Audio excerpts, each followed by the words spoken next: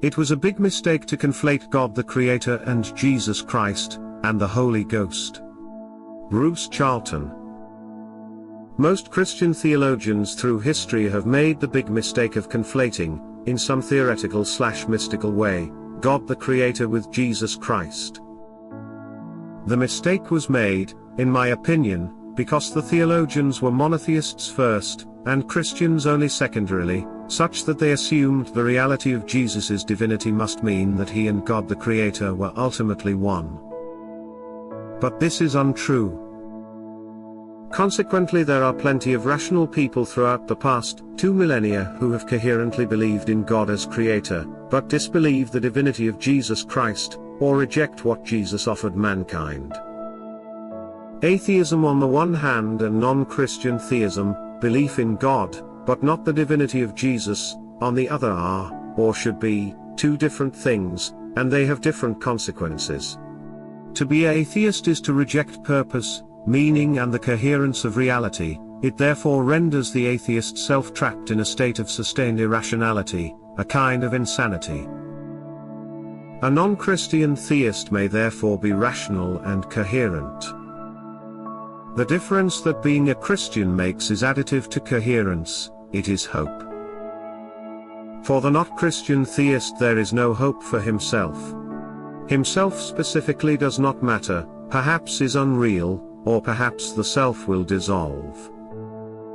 The not-Christian theist will therefore intrinsically regard mortal life as a tragedy, because it contains much evil, because it contains change/entropy, aging, disease and disaster, and because it is inevitably terminated utterly, by the death of himself. So a Christian has hope of resurrection and eternal life in a heaven without death or evil. But, so far, this hope is located only beyond death. To believe only in post-mortal salvation is to recognize the coherence of reality, and to anticipate joy in eternity, but, of itself alone, this makes our present mortal life into, at best, merely an inferior version of heaven, a time of waiting. It is belief in the Holy Ghost, which I understand to be our experience of the living presence of Jesus during this mortal life, that converts the remote hope of post-mortal salvation into something that can, potentially, make our present lives into something better than a mere putting off of heaven.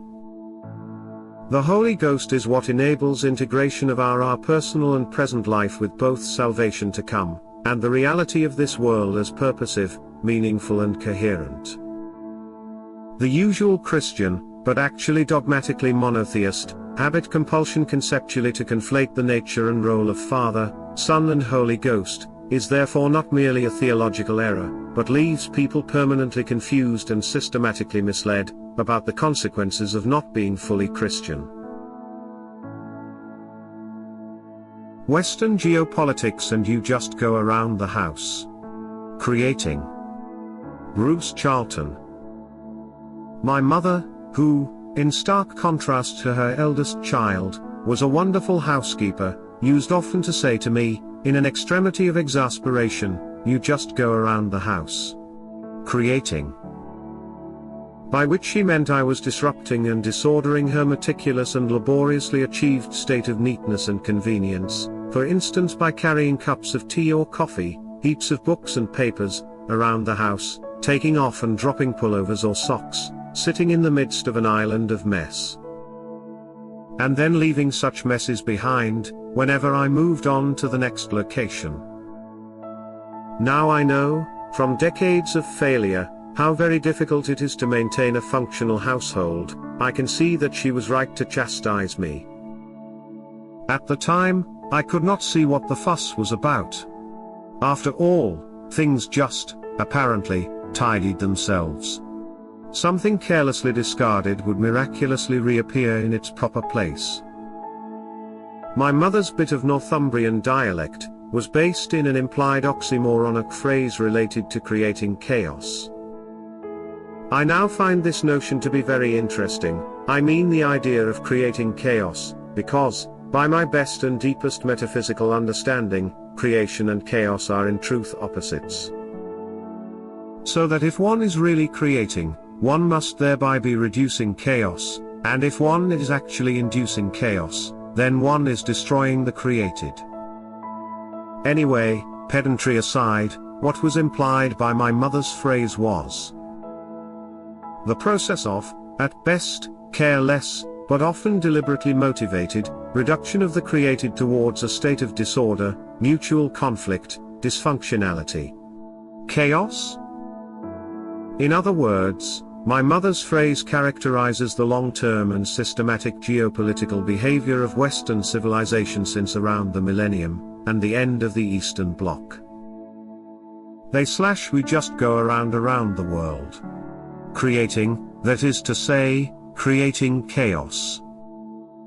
And this strategy is pursued over the long term and by multiple means, such as bribery and corruption, aka foreign aid. International law and multinational organizations are part of this.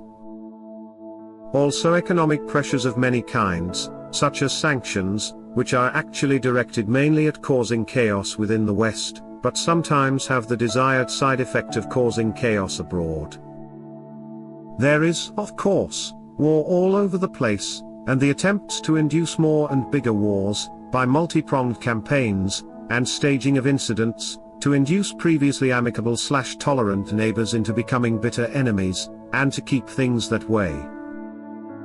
This is happening all the time, both at a large scale, for example in Asia, and at a smaller scale, for example in Europe. One excuse is, presumably, to weaken enemies, so that we may be relatively stronger. And thereby do more good for these other places. But that excuse is shown as a lie by the top-down and simultaneous deliberate weakening of the West, and the fact that we do not believe that we are good. Indeed, being atheist materialists, we lack any positive conceptualization of what good actually is, and instead suppose ourselves to be fighting evils of various, fluidly defined, types. The euphemistically termed color revolutions, that are those Western planned/funded/media supported overturnings of national governments, all over the place, within the West as well as anywhere/everywhere else, especially by those themselves incapable of government, so as to install puppet regimes. New governments which lack native legitimacy, hence never last, hence lead to civil disorder or war, and other kind of chaos. This has been done dozens of times since 1990, and the pace of global disruption is still increasing. At present hardly a week goes by without some such attempt, and many are successful. Regimes are changed. However, the invariable result of successful West-induced regime change turns out always to be chaotic, dysfunctional, damaging. Because, either there is careless indifference as to outcomes, so long as there is short-term selfish profit, or else destructive chaos is the real and covert motivation from the get-go. More chaos happens a lot nowadays, because, in an entropic universe, inducing chaos is much easier than creation, much easier than creating cooperation, functionality, predictability. But it was not always thus. Consider the Roman Empire. Yes, it was a crushing top-down tyranny with many bad features, but there is no doubt that it created greater cooperation, and greater civilizational functionality on a global scale. The Romans, unlike the modern West, did not purposively and over the long term destroy societal functionality, did not deliberately create wars and economic chaos, did not encourage and fund agents of destruction.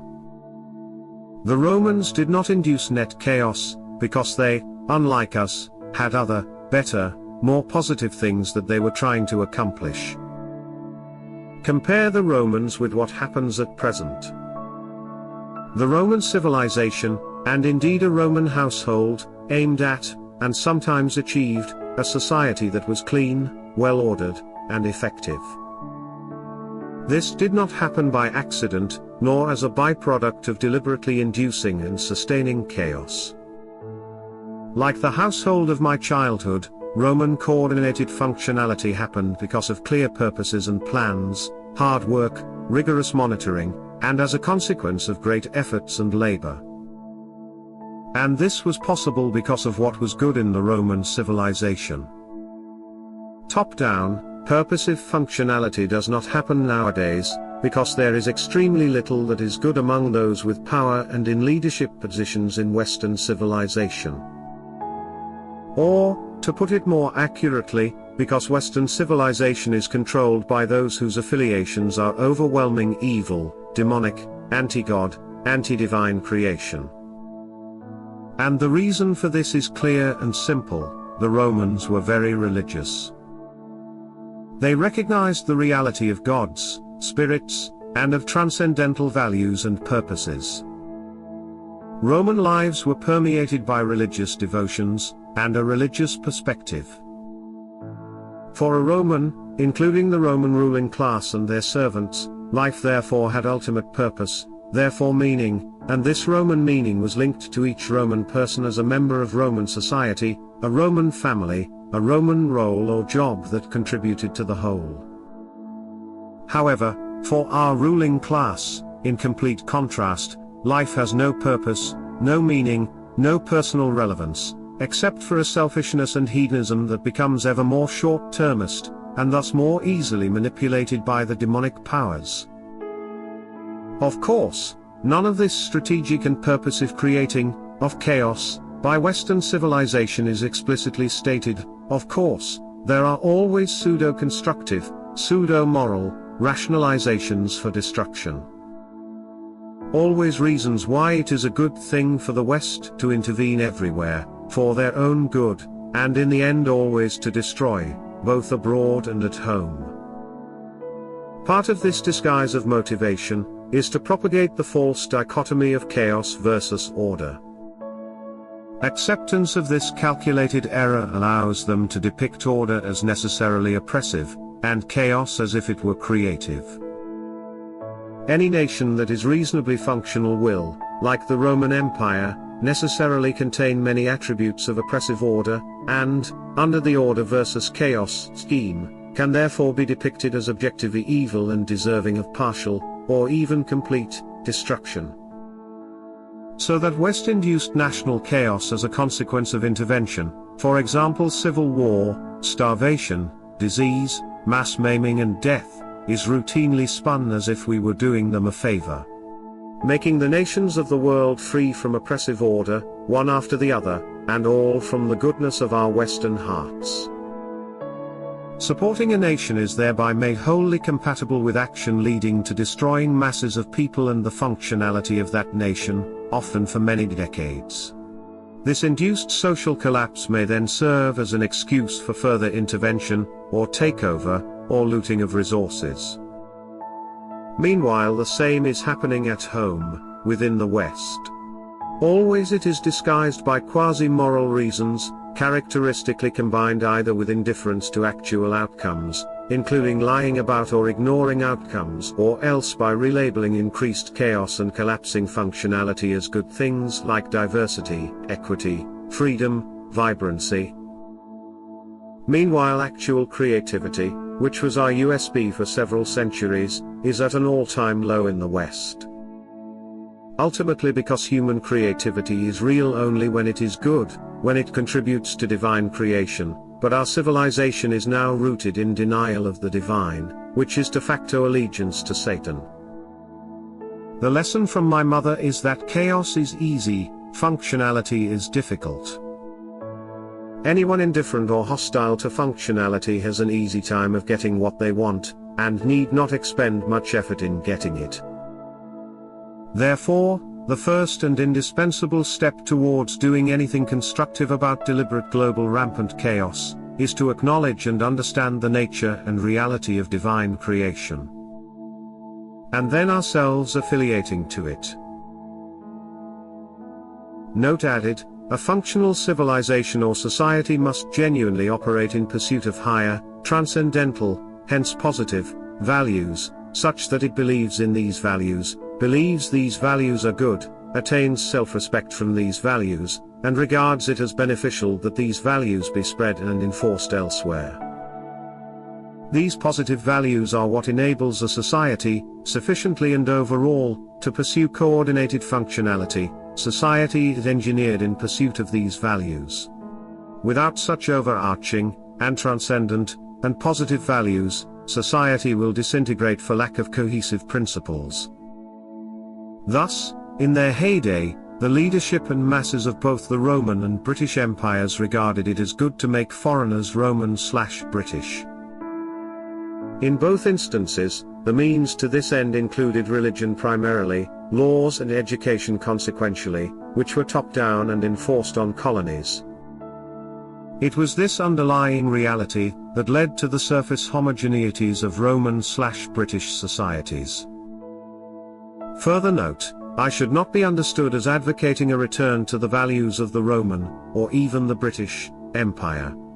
What I am intending to highlight is that the civilizational dominance of these empires both were rooted in a transcendental conviction of having positive values to impart. In other words, their sense of superiority was substantive, because it was religious. That is not the case for Western civilization now. Without any exception, all of its self-defining values are not merely negative but double negative. And this is why Western civilization as is wholly oppositional, hence necessarily destructive in some. Essentially leftist logos lovers railing against leftism. Francis Berger. It took me a long time to realize that all contemporary politics and virtually everything that connects to politics, economics, finance, culture, society in general, business, institutions, art, and organized religion, is of the left. And when I mean of the left, I mean exactly that. It's leftism, all of it. Yes, even the most conservative of conservative political parties, the most foaming at the mouth outrightist nationalist, and the most pious trad Christian clergymen are basically of the left for the simple reason that they continue to operate within an exclusively leftist framework under the delusion that some semblance of the right still exists there. Newsflash. There is no right in contemporary politics. It's all the left. All of it. Rightists, conservatives, and so-called traditional Christians can't seem to wrap their heads around this simple fact and continue to doggedly participate in a perceived left-right paradigm that simply does not exist. Among the worst offenders are logos-centered Christians, you know, the ones who enjoy reminding everyone that Christ is logos, the universal principle of law, order, and reason that underpins the reality of creation and through which all things were created. The metaphysics of most logos-centered Christians are easy enough to discern and grasp. For them, Christianity and reality are fundamentally objective. Reality does not submit to individuals, individuals submit to reality. Reality, then, is logos as law, or, more precisely, logos as supreme authority. Within such metaphysical assumptions, the authority of the objective always takes precedence over the authority of the subjective for the simple fact that the subjective contains no real authority but is instead detached from real authority and, thus, self-consuming. If it were otherwise, there could be no objective facts, hence no order, no beauty, truth, or goodness. No reality out there. Along the same lines, Christianity is not and cannot be a predominantly private, personal, and spiritual matter. It must be rooted in submission to the external authority, to facts, to churches, to doctrines, to the Bible, to society, to tradition, to authority, to reality. Christianity has to be mostly out there. Anyway, the biggest beef logos-loving Christians have against leftists is the latter's outright refusal to submit to the unavoidable authority of the logos as an external authority. The crux of the ongoing conflict resides in opposing the left's relentless campaign to impose external unreality upon external reality and call it reality.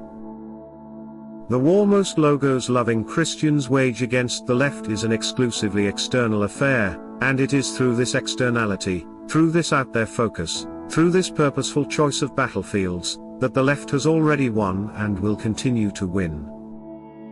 Put another way, logos-loving Christians will never win the war against leftism if they continue to focus almost entirely on the authority of the logos as an externality, because any exclusively external focus is inherently leftist by default.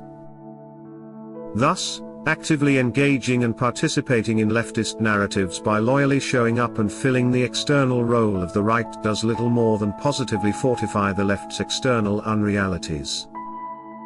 Claiming rightist victories and progress in certain political, social, or economic matters that are wholly externally organized, promulgated, and dictated by the left is itself a form of leftist delusion. Everything in the external is of the left today. Politics, economics, art, religion, culture, society, and everything else that comprises the system. Of the left. All of it. Thus, any spiritual submission to external reality today is submission to the left, not the logos. This should induce a pause for thought. Perhaps the logos is not entirely about the external. Perhaps it's more of an internal matter in this time and place. Moreover, reality may require much more from us than mere submission to external authority. Much, much more. Creative artist envy is a mistake. Bruce Charlton. I have been re-engaging with the work and person of Glenn Gould recently, a recurrent activity in my life ever since I discovered him in autumn 1978. Something that crops up is that Gould, in some sense, wanted to be a composer. But never quite got around to it, producing a small handful of apprentice or light pieces merely, despite circling around this idea for some 30-off years, and despite being par excellence, somebody who did what he wanted the way he wanted. And despite composing many of the pieces he played, at least in the sense of sometimes ignoring performing traditions and composers' markings, for example for tempo and dynamics, alike. This could be regarded as an example of composer envy, a condition that afflicts many of the more thoughtful performing musicians, including the greatest conductors, who perhaps get nearest to composition without actually doing it. There is, it is often assumed, a scale of creative activity in music that has the great composer at the top, Bach, Mozart, Beethoven etc., great conductors next, for example Toscanini, Stokowski, von Karajan, and then the great performers of the various instruments, with piano preeminent. But this is the top end of another common assumption among those who appreciate the arts, that to be any kind of creative artists is intrinsically more creative than anything else. So that being a musician is intrinsically a creative activity, as is novelist, poet, painter or another of the arts. So there is an artist envy among those who are not artists, on the basis that artists are more creative than non-artists. However, none of this is really true at the individual level. By my judgment, Gould was actually a far more creative person than any of the classical composers of his era. Great classical music was not being composed in the second half of the 20th century, nor since, although there has been a fair bit of good and worthwhile classical music. I mean that the actual, recognized and prestigious, classical music composers from the 1950s onward, do not succeed in their creating to anything like the extent of Gould himself. Creatively speaking, Gould really had nothing to envy among his contemporaries among composers. A similar situation exists with respect to poetry. I think there still exists a kind of poet envy among writers, I mean the idea that everybody really wants to be a poet. Or, if not a poet, then a novelist or playwright. And yet, the actuality is that there has not been, in my opinion, a great poet in our Anglophone Western culture in the past half-century and more, and very little real poetry of any kind or quality, so what is there to envy? Nothing, except an unearned reputation for creativity in poets. To circle back to Gould, what his example teaches me is that our greatest creativity is found by pursuing our personal gifts and motivations, and not by trying to fulfill society-wide notions of creative activity. Gould succeeded in leading an exceptionally creative life, mainly as a performer, but also there was a mosaic of other and complementary creativity in his radio documentaries, his rhapsodic essayistic writings, and even in his interviews. That is one thing. Secondarily, Gould was able to communicate his ecstatic states, insights and perspectives to a very high degree. That is why he the fascinating figure that he is, among those in sympathy with his nature and ideals. This ability to communicate was rooted in Gould's exceptional abilities as a pianist, which were both technical pianistic, and also expressive of a very high aptitude as a musician. By saying that Gould was a musician at a high level, I refer to Gould's capacity to understand music, as contrasted with the ability to play it. It is possible, indeed usual, to have the one without the other, and to have both musicianship and performing technique at a high level, is very rare. The lesson from this secondary aspect of creativity is that high aptitude is not generalizable, almost by definition. That is, we can learn from Gould's primary creativity, because there are aspects of unique and valuable creativity in everybody, but we cannot learn from Gould's rare gifts of deep musicality and technical accomplishment, which are those aspects that made him a great communicator. The capacity to communicate primary creativity, to share one's own creativity with others, is something that cannot be depended on, or, more accurately, something that we ought not to build our creative endeavors around. In other words, is not a matter of particular activities, jobs or roles, but instead something that is an aspect of our real selves. Everybody ought to be creative, ought to live creatively, and creativity is a reality. Creativity is, ultimately, to live from oneself in harmony with divine creation. It is a matter of contributing the consequences of our uniqueness of nature to divine creation. What that actually means, for you and me, in actual practice, should be calibrated inwardly. Half-baked, yet pervasive, notions of artist envy must be seen through and set aside, because creativity is not a social role. To be creative is not, or, not for many people, and only for a few people, to be one or other kind of socially recognized artist or other creative type. And even within creative types, musician, writer, visual artist, there is no objective hierarchy. And we need to realize that the whole business of living creatively is often, I would say usually, muddied and corrupted by conflating it with the business of being appreciated and recognized by other people. In sum, we can and should all aspire to be creative, which all can do, but only a very few can ever be, or should ever be, publicly acknowledged as a creative artist that can communicate his vision. In the Western civilization now and for several generations, to be a recognized and prestigious artist of some kind, is close to being a guarantee of low-level or utterly absent creativity of living, when creativity is correctly understood.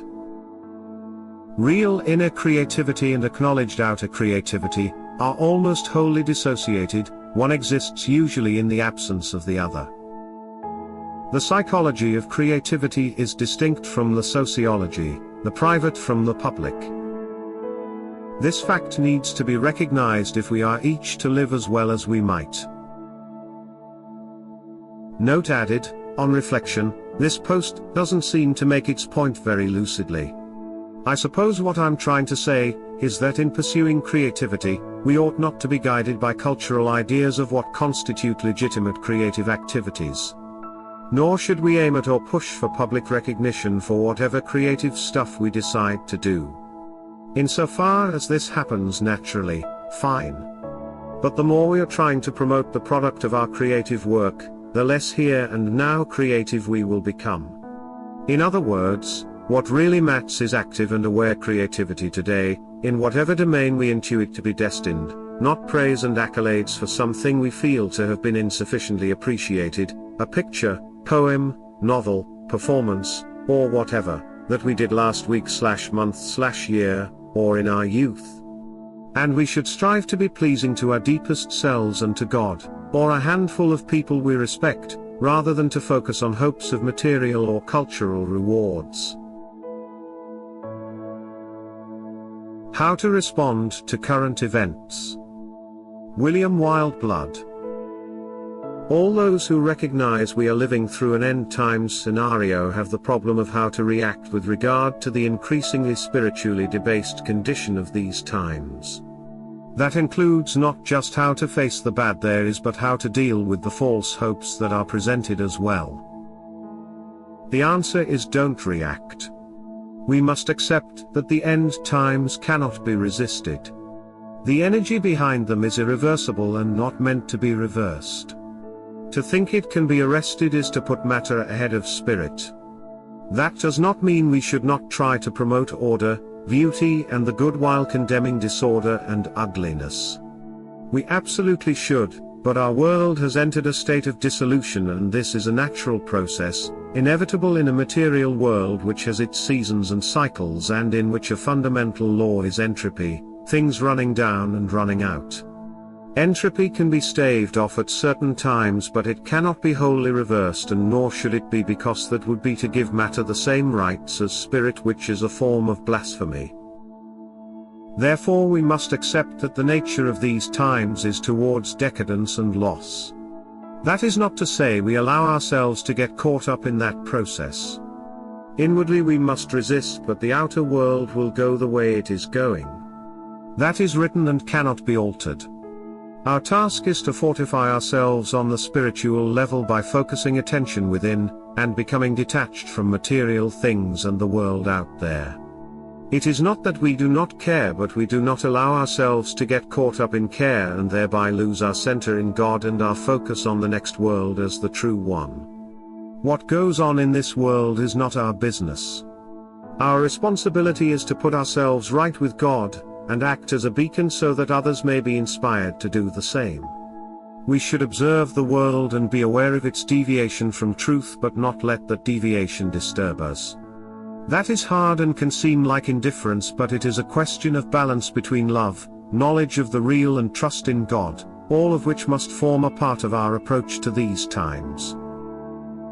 This should lead us to doing the right thing, regardless of any outcome. The result of our actions is not our affair, but the thought behind the actions is. We leave the results to God, but we act, as much as we can, as His agents in this world, so that He has the opportunity to use us in whatever way He sees fit. How that is not our concern, and the best way we can serve is by attuning ourselves to the divine through love and dedication to the truth. That way the divine can come through us in some small way. We can act as channels through which God expresses Himself in this world. The key as always is love, but not love as the world understands love. It is love of God and His natural order. This is not a recommendation for turn your back on the world, or, if it is, then doing so in the right way and for the right reason. Detachment is not disdain. It is simply a matter of putting first things first and then seeing where that leads you. You may act, you may not. That depends on your individual mission. But if you do, you will be acting from the right place, which is the God-centered soul, as opposed to the worldly success-seeking self. Christianity is a ladder, not a scaffolding. Bruce Charlton.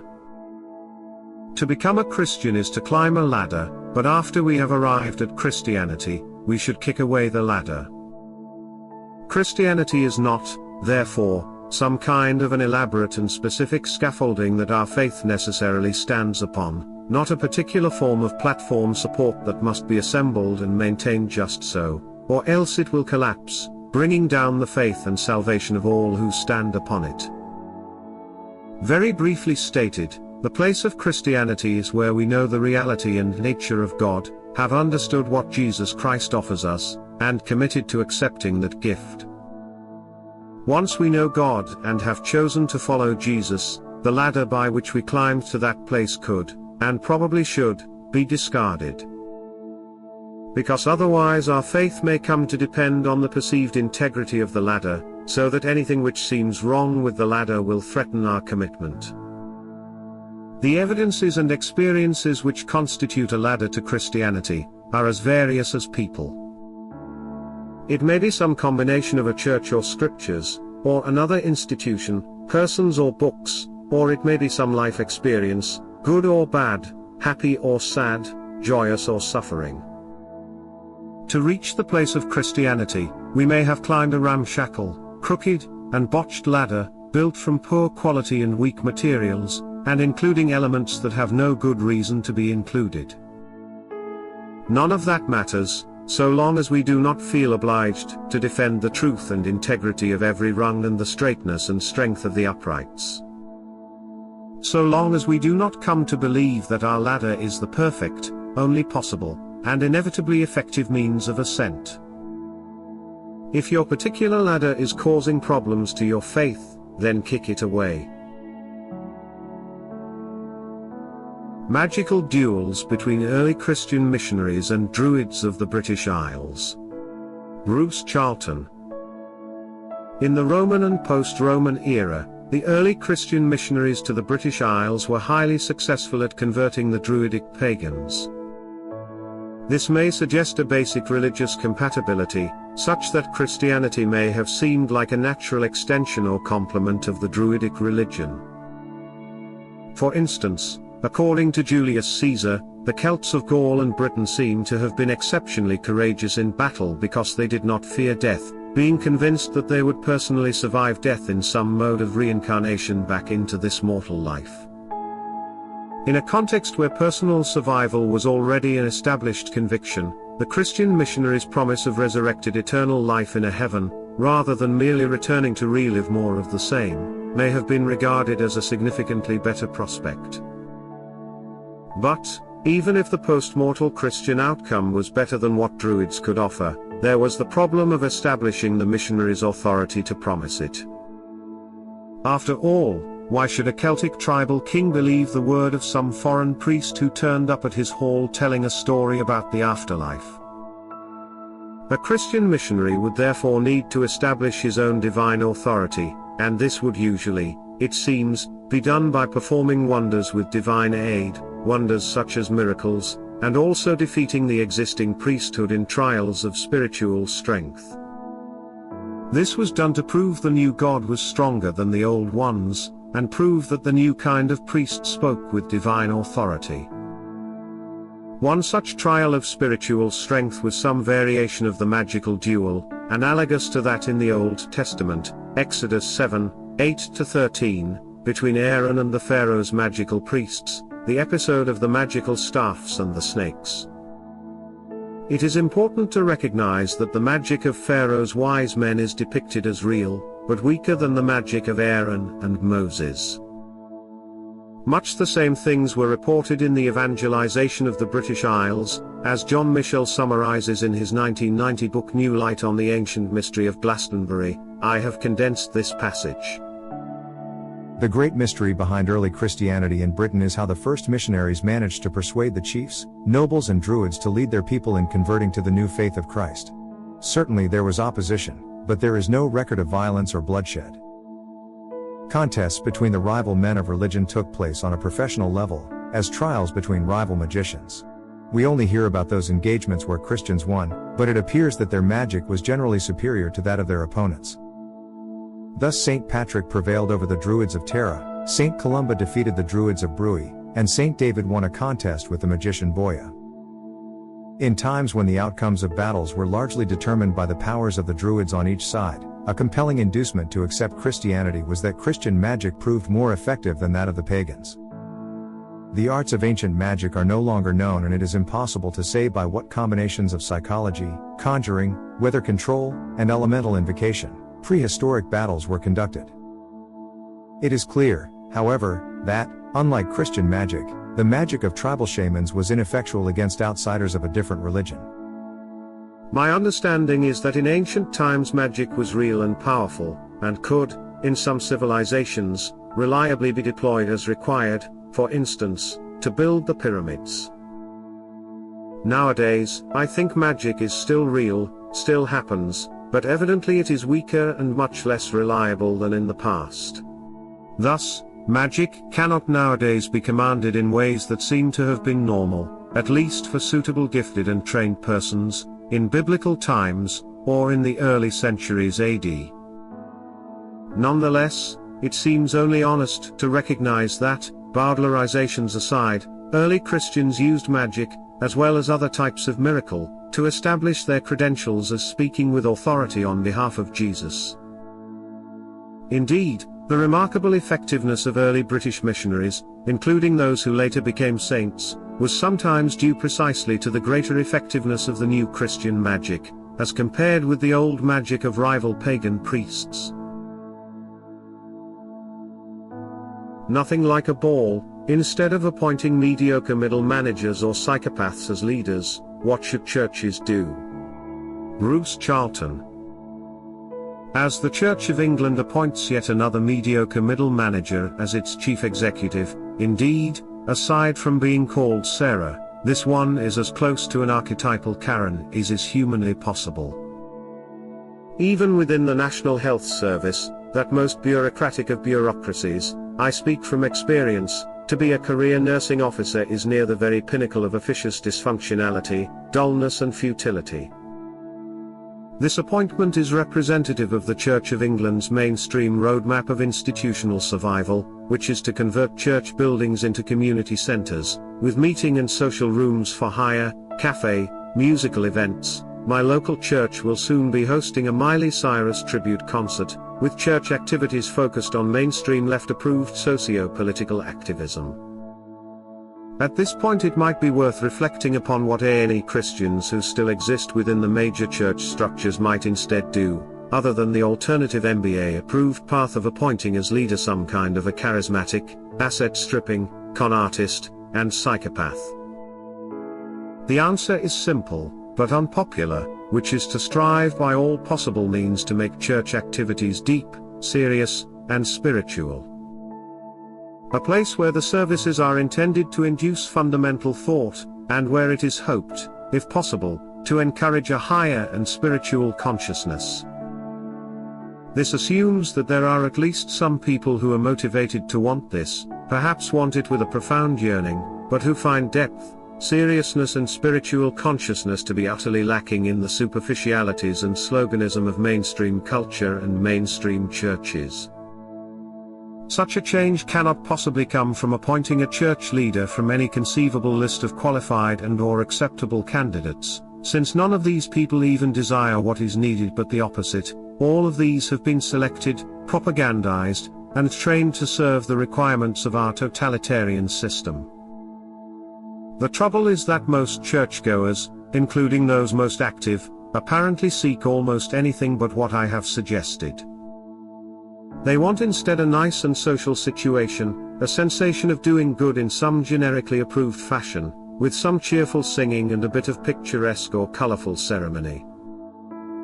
My advice to churches will strike actually existing church members as analogous to that of Caroline Bingley in Jane Austen's Pride and Prejudice. "I should like balls infinitely better," she replied, "if they were carried on in a different manner, but there is something insufferably tedious in the usual process of such a meeting. It would surely be much more rational if conversation instead of dancing were made the order of the day." Much more rational, my dear Caroline, I dare say, but it would not be near so much like a ball. Actual churches want to stage a series of balls, whereas my suggestions are so radical as to make church nothing like a ball. The USA is re-experiencing just how delusive it is to expect, or even hope, that such persons will act as guides and exemplars, in situations when this entails system inexpedient, long-termist, principled behavior. When we need a hero to save their people, we need to recognize that psychopaths are never heroes. They do not willingly suffer, or even take risks, for their people, because ultimately they are always motivated by working for themselves. Knowing when to stop. Francis Berger. knowing when to start something is a vital part of life. The same applies to knowing when to stop. Regular readers of this blog know I have spent the better part of 9 years renovating, updating, and remodeling the house I purchased in northwestern Hungary shortly after moving here. It's been quite a journey. I would even call it a labor of love. Yet today, as I was installing polystyrene insulation on the last uninsulated wall on the back of the house, I experienced a mild epiphany of sorts. I was thinking about the steps to finish the house by the end of next summer, mentally compiling a list of those final tasks, when I became aware of the pressing need to hire those tasks out to others, not because I could not complete the work myself, but because I no longer want to. I had accomplished what I had set out to do. It was time to stop. Granted, no homeowner ever really stops working on a house because there is always something to repair, maintain, replace, or upkeep. However, my days as the primary contractor and renovator ended today. Come spring, I will hire others to render the exterior, lay the paving stones, and tie up the odds and ends. Me. I plan to begin really living in the house, for a change, and be in the yard, planting the most magnificent vegetable garden my little village has ever seen. And more reading, thinking, praying, family time, and blogging. Definitely more blogging. Is it a contradiction that modern people are so aggressively moralistic, while rejecting purpose, meaning and personal significance in reality? Bruce Charlton. Is it a contradiction that modern people are so aggressively moralistic, while rejecting purpose, meaning and personal significance in reality? We live in a social world of continual, inescapable, aggressive moralizing, despite that almost everybody professes to reject and disbelieve in any basis for morality in reality. Reality is regarded as the neutral product of causality, as described by science. Indeed, this foundationless ideology is the basis of the system of global totalitarianism, so its aggressive and compulsory arbitrariness is, albeit incoherently, propagandized to and enforced upon billions of people. I think there is something very modern about this mindset.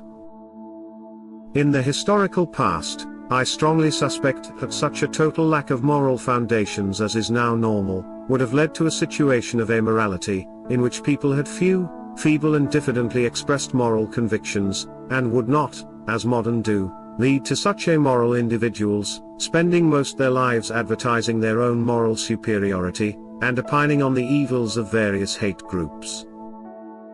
And engaging in activism aggressively to impose this morning's pseudo-imperative on everybody else, but especially directed against those are said to who adhere to yesterday afternoon's moral principles. Much can, and should, be said about this profoundly strange and destructive state of affairs. First, and I think neglected, is that aggressive moralizing is not an index of moral conviction. I mean that the fact so many people are engaged in seek and destroy activities against those who disagree with them is not evidence of such a person's own state of moral conviction, it is not evidence of his possessing a strong and sure belief in the morality being implemented. Indeed, the opposite is usually the case. In the modern world, among modern people, the more loudly and aggressively somebody enforces his morality upon others, the less likely it is that he is himself convinced by that morality. I have very often observed this for myself. When an aggressive modern moralizer himself begins to become aware of the insecurity of his own publicly affirmed convictions, aware of the fact that they are incoherent and self-contradictory, the more aggressive he becomes. He will rant and rage at the absolute importance of imposing his current moral whims, and this aggression has almost no limit of extremity. Alternatively, such extremity of emotion may cause a decomposition and breakdown, with again very public, weeping and wailing and gnashing of teeth, apparently presented as evidence of the rightness and solidity of his own currently dominating moral imperatives. What is going on here is that the personal element of morality is accepted by mainstream modern people, but this erodes, indeed eliminates, the rationale for making this into a public morality. Therefore the public morality is unfounded, therefore the rationale for its imposition is in fact psychological. This creates a reversal. The individual believes that his morality is objectively true, right and necessary because he feels aggressively that it must be imposed. And/or the morality is objectively true, right and necessary because anyone who contradicts it, makes him terribly, terribly upset, and miserable. In sum, the here and now extremity of my emotion, is being regarded as the main evidence of objective reality. Of course, all this kind of stuff is primarily an attribute of the mainstream atheist materialist leftists who dominate the leadership and management classes of the Western totalitarian pseudo-nations. But it is also an attribute of the majority of those who profess to be anti-modern, and pro-tradition, because no matter how religious a modern person may be in his social niche choices, he is still a modern person living in the contemporary world. Modern traditionalists of religion have necessarily made a choice to adhere to whatever morality and value system to which they adhere, and the grounds for that choice always therefore constitute a personal commitment. When a modern person aggressively imposes his personal commitment on other people, there arises, whether unconsciously or consciously, the uncomfortable sense of contradiction. The ideological or religious system has been chosen, and the grounds for choice cannot help but be rooted in some personal factors, because in the modern world there is no single and inevitable coherent moral system that will be absorbed from society, but instead many, many such value systems, all contested and changeable, usually asserted by different authorities, the authoritative status of which is also contested. Personal choice of values including morals is therefore inescapable, because it is evidently the way that modern people are made, and the way modern society actually is. It's a fact of life, like it or not. And modern religious traditionalists do not like it. This is the psychological basis of the extreme moralistic aggression with which traditionalists approach those who disagree with them. The hair-trigger escalation of aggressive statement into aggressive rant, and even into aggressive, including passive-aggressive, threats, which is so common a behavior among religious traditionalists of all stripes, is therefore evidence of the same kind of insecurity as seen in mainstream left ideologists. I mean that the one is an ideological insecurity, whereas the other is a religious insecurity, in fact a metaphysical insecurity, and both are rooted in the inevitably personal choice of morality and values in the modern mind in the modern world, a personal choice that must be denied in order to make that choice into objective necessity. What I'm saying is that while both secular atheists and religious traditionalists claim that their anger and intransigence are a consequence of the objective validity and necessity of their moral assertions, I am instead stating that their anger and intransigence are consequences of the psychologically unacceptable actuality that their moral assertions are rooted in personal choosing. In other words, their aggressive behavior is not rooted in objective necessity, but is a consequence of the denied knowledge that the aggressively asserted moral objectivity is rooted in their own subjective emotions and choices. The personal anger or upset is being used to underpin pseudo-objective assertion. Without their extremity of emotion, they might be compelled to recognize the subjective necessity that roots their publicly affirmed ideological or religious impositions. In order to sustain their public stance, they need their own aggression. That's why they cannot and will not give it up. A Pantomime Church. William Wildblood. The appointment of the new Archbishop of Canterbury is so absurd as to be almost comic. It must surely be the final nail in the coffin of the Church of England, and seems like a deliberate act of self-harm, proving beyond all doubt that this branch of Christianity is only concerned with social justice ideology, with any real religion merely a subset of that. Other Christian churches might look on with astonishment, but they should consider the degree to which they too are succumbing to the world, because they are, only less so. But I want to write here about how this is actually a good thing, or, at least, can be used to a good end. All churches are externalizations of the spiritual, but the spiritual can only be known inwardly. The external is there merely to point to the inner. It's a support and guide for those whose inner sensibility is not established. The trouble is that support can become a crutch, and then it will weaken the connection we should all be developing to God. There are times when we need the support of an external organization, but there are other times when we should be outgrowing that, and now is one of those times. The usual excuses are that without an outer authority all sorts of crazy, egotistical, false and deluded notions of the spiritual will arise, reflecting the psychologies and pathologies of those who propagate them. And this is perfectly true. There is plenty of evidence for that throughout the centuries, and certainly from the last several decades. Nonetheless, this is a stage that must be gone through if a true, uncorrupted inner sense of God is to be developed. A child learning to walk will probably fall over a few times, but if he stays on his backside and doesn't stand up by himself, he will never walk. Therefore, use the current state of the churches, taken to its most absurd level in the Sea of E, a true pioneer in spiritual ignorance, to forge your own connection to God. For Christ is within, not in any organization or even church. He can use churches, and obviously he has done so in the past, but churches only exist to show the way to those who cannot yet find it within themselves. I don't dispute that they provide a structure to belief and a communal space for worship, and I am not saying they should not exist, because we need the outer and the inner. Both together make the whole. But in the context of the present time, the real need is to go beyond established churches and find God within ourselves. There comes a point at which what once guided becomes an obstacle, and many have reached that point now. The pantomime that is the modern Church of England serves to bring this home with stunning clarity.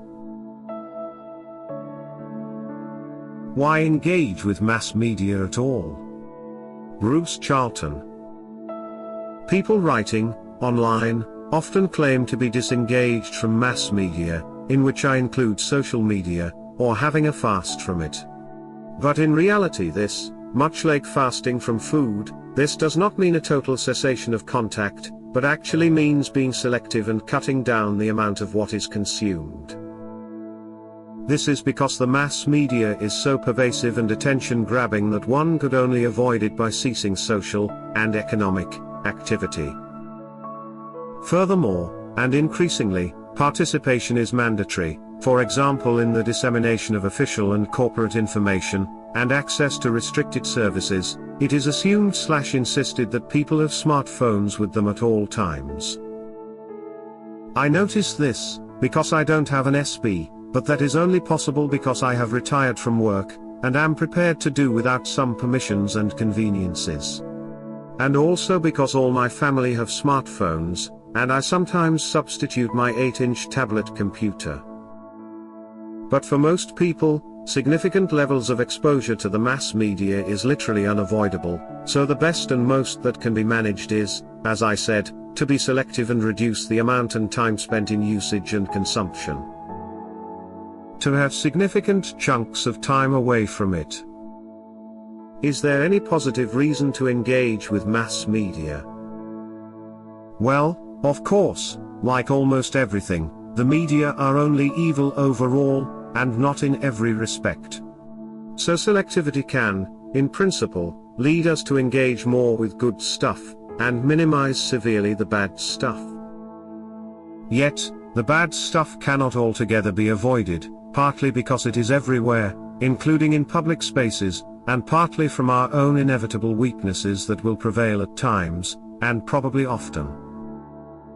One other thing I would mention as potentially helpful, is to get an idea of what the totalitarian establishment are trying to do to us, what is their overall and long-term strategy for mankind, and what is their current propaganda preparing us for.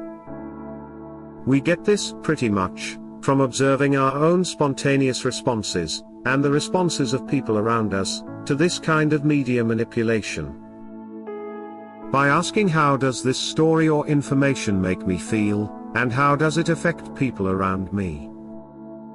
That is, probably, pretty much what it was intended to do.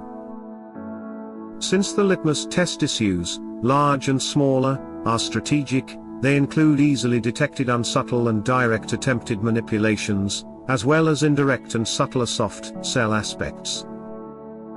These can be picked up and self-monitored quite quickly, without need for sustained engagement, and the initial harms they will do us, can be dealt with, and made the basis for spiritual learning. If we are ready and willing to repent our own inevitable and frequent sins, which as Christians we always ought to be. On the matter of discerning babies and bathwater. Francis Berger. The traditional Christian insistence, fully endorsed and promulgated by their respective churches and supposed metaphysical assumptions, that they fully comprehend the significance of personal discernment to distinguish the baby from the bathwater, leaves much to be desired. Case in point, A. Over the past few months, I have encountered several pieces written by traditional Christians in which they asked AI about the fundamental nature of reality and God, and then extolled AI for displaying the logical acumen to wholeheartedly agree with the theist position the bloggers had fed it. I responded by stating that any motivation to ask AI about God was severely perverted, as in, turned in completely the wrong direction, spiritually speaking, and that if the trad bloggers in question really wanted to contemplate the nature of reality and God, then AI was probably the last place they should look. To my surprise, I received resounding agreement from one of the trad bloggers. However, he quickly hedged his acknowledgement of my observation by pointing out that my insight lacked authority. Put another way, my observation was valid but carried no weight because it was not supported by any authority, apparently, other than my own, rendering it a self-consuming form of authority, or, more precisely, no authority at all. My observation then was denigrated to the level of, "You're right, but who are you?" Well, I'm a Christian, which means I must follow my discernment and conscience above all else and, if necessary, even against the requirement of ecclesiastical authority. Because I am a Christian, I do not believe that my discernment is a solo effort, alienated and isolated from the Holy Ghost. I believe that the Holy Ghost guides my discernment and helps form my conscience. I do not believe that my discernment and conscience are infallible. However, I do my best to learn from my errors and repent whenever my discernment falters or fails. And when it comes to discernment, it is precisely this kind of authority that most trad Christians conspire to deny. Anyway, I will resist wading into the enormous flip-flop said blogger displayed by lauding the logical acumen of AI one moment, he still refers to it as his personal research assistant, to contradicting that praise by agreeing with my criticism of AI the next, but I will touch upon one point. The blogger in question had granted the power of authority to AI when it agreed with his views of God, yet denied me the same consideration when he, mysteriously and rather inexplicably, agreed with my dismissal of AI as a spiritually viable means to seek answers about God. I believe the above reveals much about the insincere posturing some trad Christians exhibit when confronted with the significance of personal discernment in Christianity. On the one hand, they are quick to emphasize that personal discernment is vital to the faith, even when it justifiably conflicts with church doctrine or dogma. Mention personal discernment, and they agree that it forms the very foundation upon which Christianity is built. On the other hand, any expressed personal discernment that conflicts with church doctrine, dogma, or traditional Christian metaphysics is callously dismissed as insane solipsism, unanchored in anything save for personal, individualist feelings and selfish, questionable intuitions. The bottom line is simple: if your personal discernment does not line up with the doctrine, dogma, and traditional metaphysics, it is all rainbows and soap bubbles, and you are basically mad because you dare to pit yourself against the magisterium, or whatever. in connection with the above, I am not sure how the personal discernment of the trad bloggers who asked AI about God lines up with traditional doctrine, dogma, traditional metaphysics, or following Jesus, aka the logos, but it obviously does, in ways I obviously cannot comprehend. And that is but a sample of how trad Christians who pride themselves on being anti-modern and anti-left end up engaging in, being used by, and are ultimately consumed by leftism and leftist discourse. By interacting with and granting the status of authority to AI, on the subject of God, of all things, the trad bloggers willfully endorsed the system's newest and latest top-down endorsed and implemented, re-enforced, anti-spiritual, anti-God, and anti-human technological innovation. How sublimely logical of them. Of course, said trad bloggers do not see it that way. To them, AI is both bathwater and baby, and their only task is to discern one from the other, implying that AI has something intrinsically valuable to offer creation, even on the subject of God. To discern otherwise is to throw the baby out with the bathwater. Or, more plainly, to declare that this particular aspect of officially endorsed and enforced modernism or leftism, or whatever you wish to call the totalitarianism we find ourselves in, has nothing inherently good to offer. What an unbearable thought. Parasitic destruction, increasing local order, by increasing total entropy. The Neo-Darwinian assumption of Western geopolitics. Bruce Charlton. Deep theorists of biological evolution since Schrödinger have, by ignoring his speculations on niche entropy, mostly assumed that it is a parasitic process, which exploits already existing order. This is inevitable in an atheistic context, where divine creation is rejected.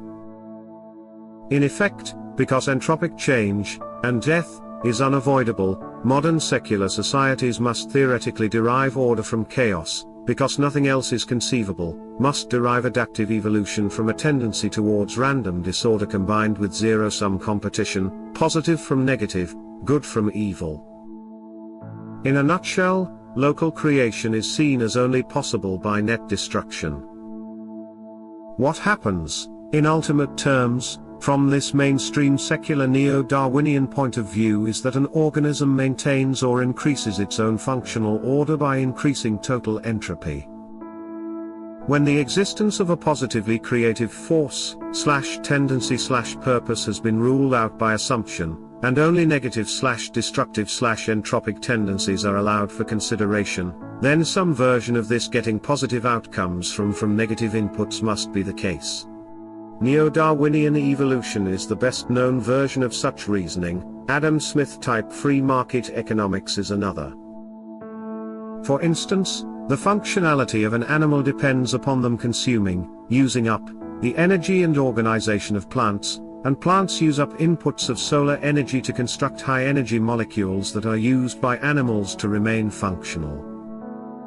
All the time, no matter the level or organization achieved by organisms and their social structures, overall entropy is increasing, net energy is being used up by the existence of organisms and societies.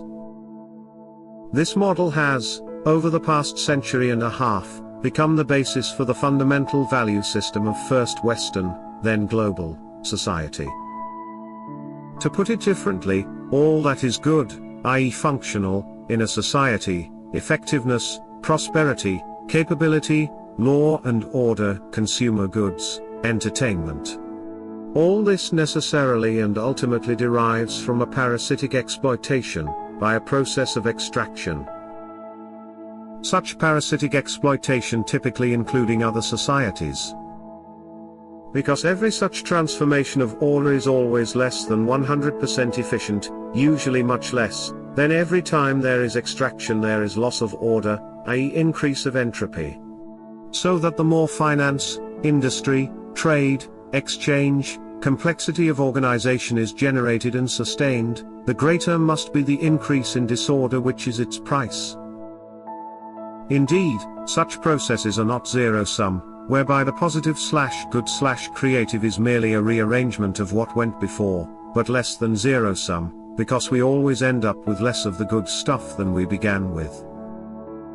Such a less than zero-sum worldview is, I infer, explicit among the leadership classes. It is, I think, a dirty secret about geopolitics, something shared among the social strategists in private, and a secret by which they are initiated into the power club. And because this class of people have either excluded the divine and creative as unreal, or else, at the highest levels, explicitly joined with the demonic alliance against God, these people know that they themselves can only thrive, can only be prosperous, powerful, comfortable, and have pleasurable lives, by destruction of others. The conviction is that, in an ultimate and absolute sense, their well-being, both physical and psychological, and indeed spiritual, is only achievable via actual destruction of the well-being of others. They understand that to generate what they desire, necessarily entails a greater volume of destruction of what other people desire. This is the dirty secret by which they operate. And this is what is happening, all the time and all over the place. It is the worldview that drives Western strategic policies of all kinds, although this is covert, except among the higher human leadership class, i.e. many national leaders and CEOs of big corporations are ignorant of this reality, believing in ideological nonsense and serving only as manipulated puppets. Western geopolitics is a combination of the harmonic, totalitarian desire for control and social order as primary goal, with the recognition that this can only be achieved for a small and shrinking minority and by means of sorothic, destructive exploitation of the majority. The driving belief is that the greater the destruction of the mass majority, the more order and energy will be liberated for exploitation. The greater the scale of mass collapse into social dysfunctionality, the greater the scope there shall be for generating small islands of order and purpose, by transmutation of the energies and potentialities of a collapsing world, into that which they desire for themselves. At the highest level of anti-God, anti-creation evil, the demons understand that this vastness of destruction consumes itself, and the number of those who benefit from parasitic destruction will necessarily always be shrinking, and as matters proceed that shrinkage will be more rapid, and that the end can only be a kind of universal death. But meanwhile, they derive vast satisfaction from covertly engineering the process of exploitation, and especially that the masses who are destined, if plans go right, to be consumed and annihilated, in order to extract their positive energies are consenting to this. In sum, there is a duality to the current nature of global evil, by which those whose desire is to maintain order and functionality, i.e. the harmonic totalitarians, bureaucrats, managers etc., operate on the basis that this is only possible by social destruction elsewhere. The basis of current geopolitics is that the survival and thriving of the system, and my place in that system, is achievable only by increasing overall chaos, because order must consume order, always at the cost of increasing total entropy. Because they believe that parasitic destruction is fundamental to reality, the Western leadership class is therefore purposively creating chaos all over the world, as well as within their home societies, as the fuel they need to maintain their position, for a while, anyway.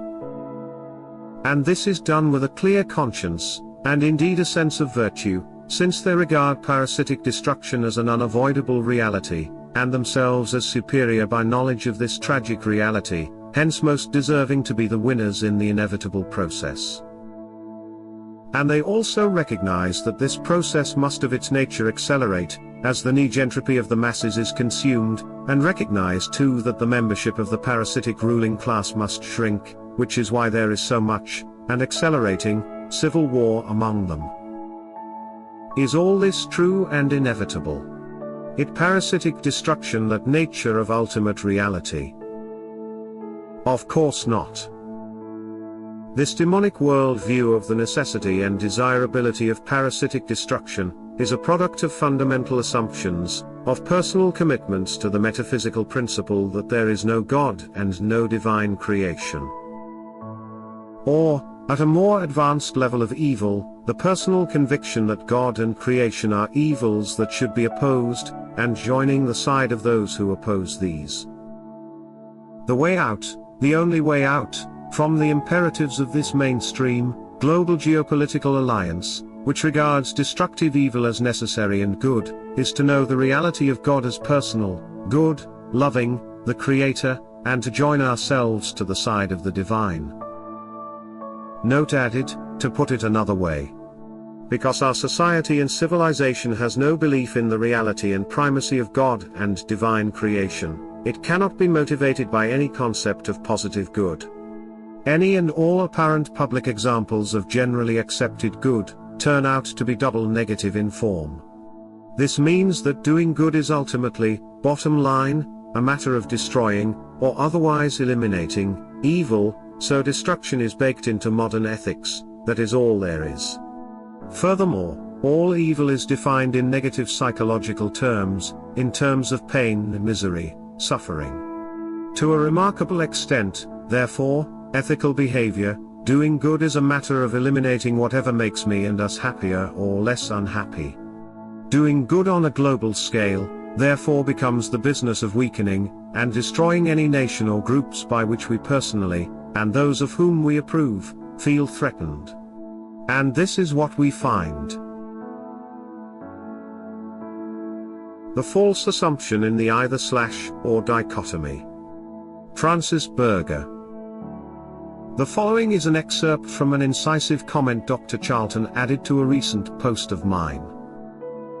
Quote, "People are absolutely stuck in their assumptions that either reality is objective and out there and to which we ought, both expediently and rationally to conform, or else, the only other option allowed, reality is subjective, something somebody feels and claims at this moment. But both of these alternatives are incoherent nonsense. Instead of looking hard to find something that is, at least, not incoherent, people choose between the two species of nonsense, but in practice flip back and forth between them, whenever things get inconvenient. Insofar as Christianity chooses to yoke itself to reality as objective, out there, I do not contribute substantively to it, I must conform to it, then Christianity renders itself unfixably incoherent, and irrelevant. When this attitude is dogmatically, in the literal sense, combined with an ignorant insistence that this irrelevant incoherent metaphysics is the only possibility, we get, inter alia, the lifestyle-level affectations and macho posturings of trad/orthodox Christianity. What is so frustrating is that the false metaphysics has really nothing substantive to do with what Jesus said and did according to the fourth gospel and most of the others." End quote. 2 points. First, assumptions asserting that reality is purely external, objective, or purely internal, subjective, are indeed incoherent. Christianity is not an either/or dichotomy. When I criticize traditional Christians for their externality, I do not assume that they or Christianity exist purely as externalities. Christians of all stripes agree that there is more to reality than the external. Nevertheless, the vast majority of Christians tend to heavily favor externals over internals, often at a heavy cost to internal/subjective aspects of what it means to be a Christian. I suspect much of this arises from overemphasizing the socio-political aspects of Christianity, and faulty, incoherent metaphysics and theology, but I won't go there in this post.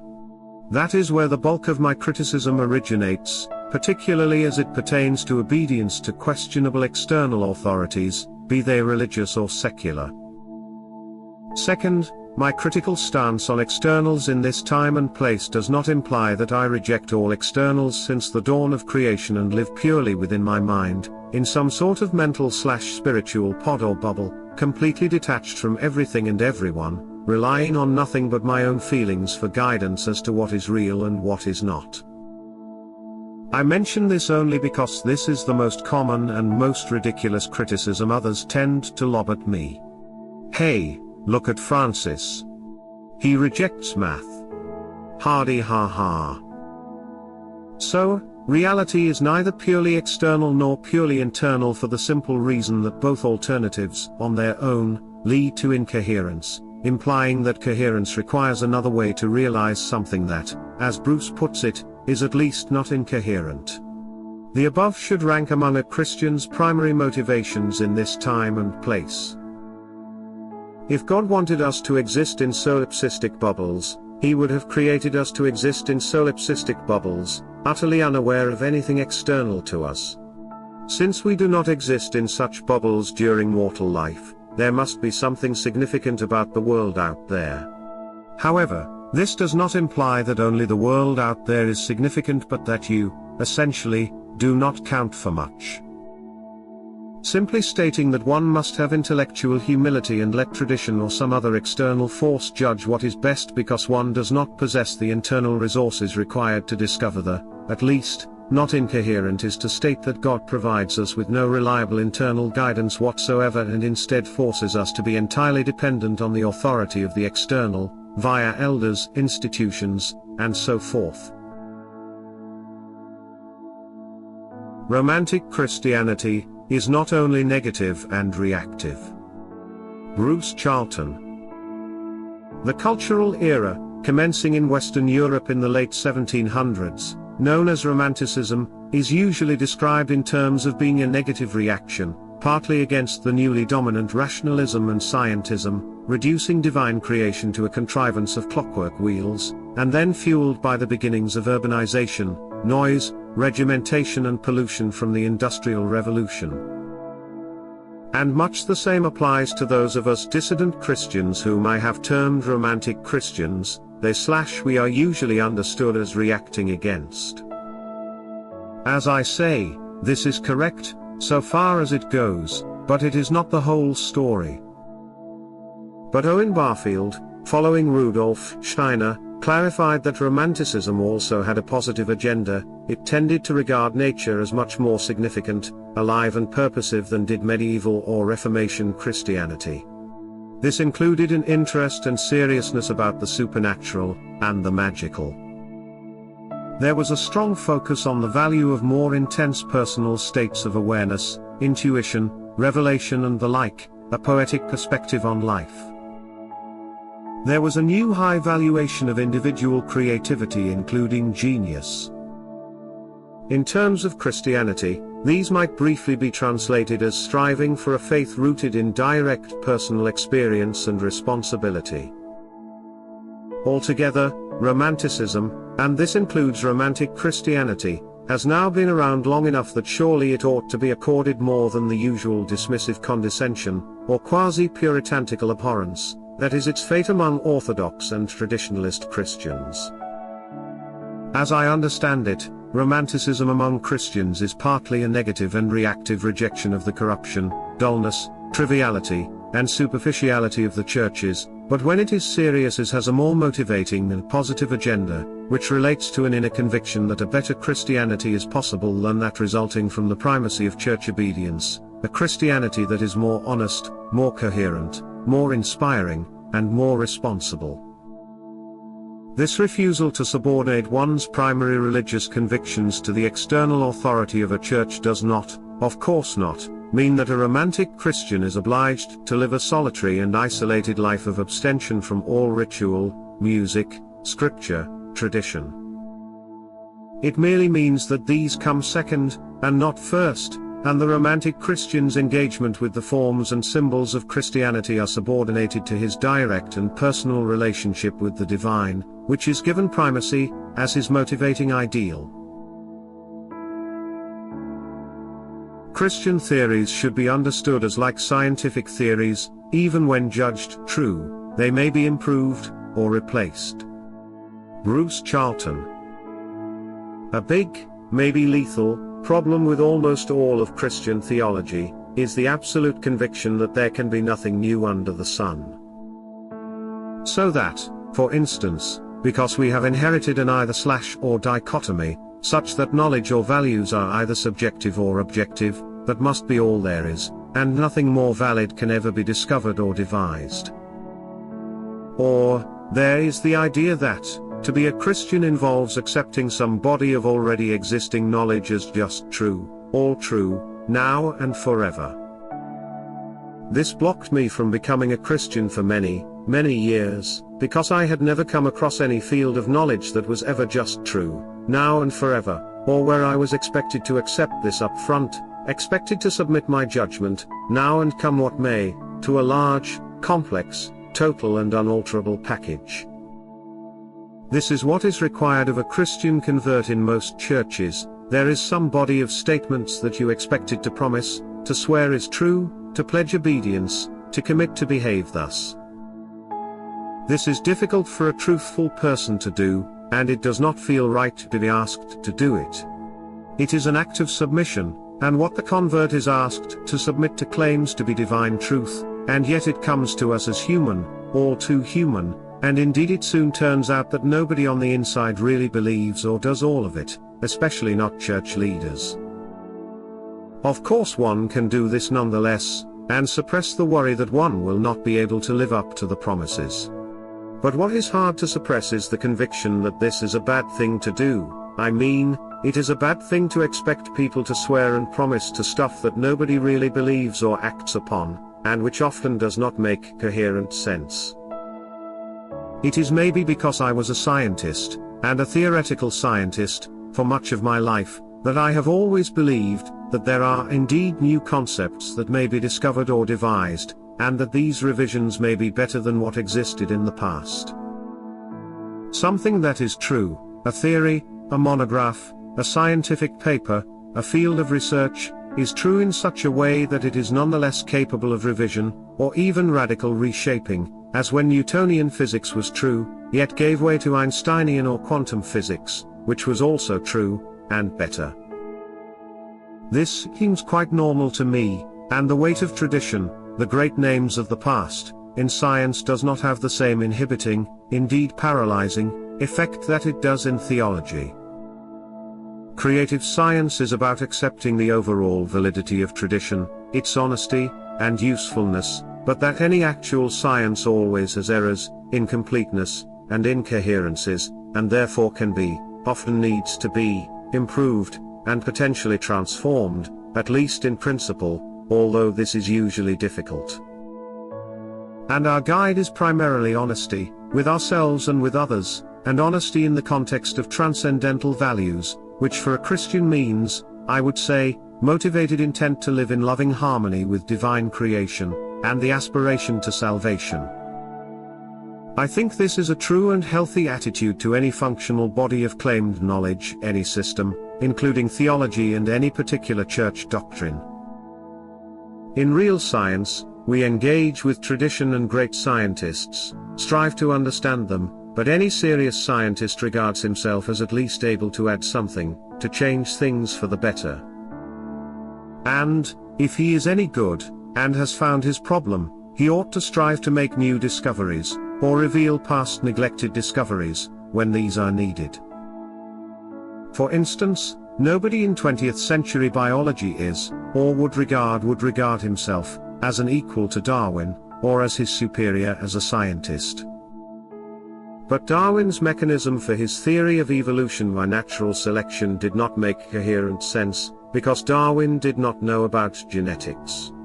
To combine natural selection with genetics, the modern synthesis, was a colossal intellectual achievement that took several decades, and involved work by several people, such as Julian Huxley, brother of Aldous, Theodosius Dobzhansky, and Ernest Mayr, none of whom have a reputation as great as Darwin, and who, despite being genuinely creative and major scientists, are essentially unknown outside a group of specialists. If the scientists of the modern synthesis had shared the attitude of church-serving Christians, they would have said Darwin may be incoherent, but who am I to try and improve on what such a toweringly great scientist did? How can little old me possibly succeed, where Darwin failed? They would have given up without trying. And thereby the synthesis of natural selection and genetics, a theory that nowadays is understandable by innumerable normal school children, and even by most biological science majors at university, would never have happened. Instead, if science had been like theology, Darwin's much more partial and incoherent theories would still be taught as the best that can be known by humans. In sum, the first and most famous of past scientific theories can be, and often have been, improved by other and later humans, even by those far less great than the originators, or not great at all, because it is so much more difficult to create a theory as Darwin, and Wallace, did, compared with being able to comprehend and improve a theory as Huxley et al. Did, compared with merely being able to understand and repeat a theory, like any 18-year-old who has studied the theory of natural selection. Christian theology is stuck at the level of understanding and repetition. Well, by my reckoning, theology consists of human theories. Theories about things like the nature of reality, the nature of God and what Jesus did, and human theories are prone to human incompleteness and error. Analogously, church doctrines, principles, and rules are in effect human theories about matters such as how best to become and stay a Christian, and how best to attain salvation. In principle, so long as someone is honestly motivated to live in loving harmony with divine creation, and committed to salvation, then I see no reason why he needs to be a theological genius of the stature of Abelard, Scotus, Luther, or whatever is your idea of a definitive theologian. But with theology, as does not happen in science, this matter gets mixed up with assertions of spiritual authority of churches and church-endorsed theologians.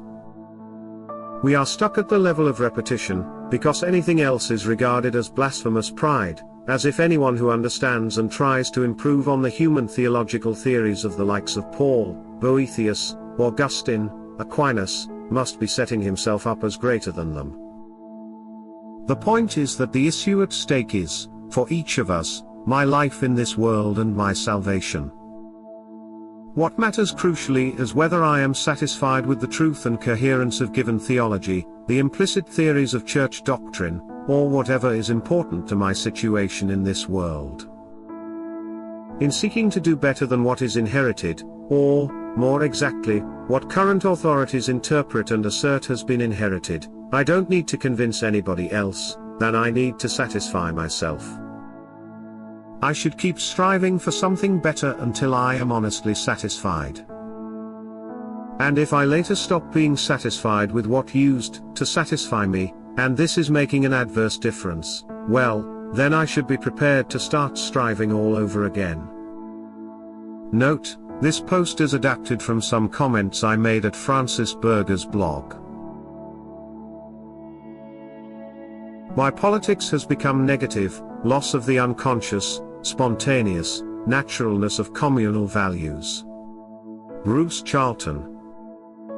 If the verities of our spiritual life are things like ourselves and God and divine creation, then by contrast politics is ultimately arbitrary. In the world as it is now, and ourselves as we are now, wherever and however we draw boundaries around our categories, there is a strong element of arbitrary imposition.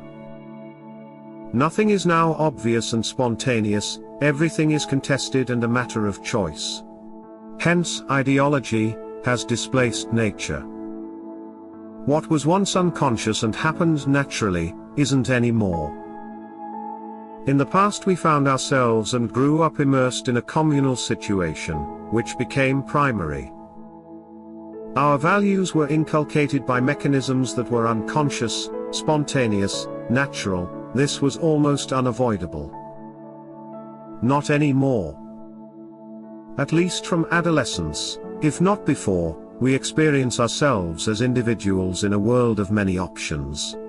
Nothing is given because everything can be, and sooner or later is, brought to awareness, consciousness, so that we find ourselves standing outside of questions that once were simply the way it is. The problem with all politics as is that it is based upon arbitrary, ideological, categories. However we cut up reality in order to discuss it and make plans, we are confronted with the need for conscious choices about what is valid, what is good, what ought to be the aim. Hence ideology, which imposes these top-down, consciously, and then claims that doing this has been necessary and real. Consider the apparently sensible maxim that it is better for us to mind our own business and not to meddle in the business of others. Once we move from the business of our own spiritual life in the context of the everything, we are confronted by intermediate levels of analysis and questions. Is our family our business? Is our street, village, city, nation, region, civilization our business? There are arguments for each of these levels as genuinely impacting on our own business, so why stop at our civilization? Why not include the world, the planet, the universe? Soon it seems that either everything is our business, or else nothing but ourselves. And maybe ourself isn't primarily our business, since plenty of people assert that our business is to serve other people, or God. We might therefore conclude that we ourselves have no business at all, or else that our business is everything, or we may conclude that our business is our race, nation, or ideology.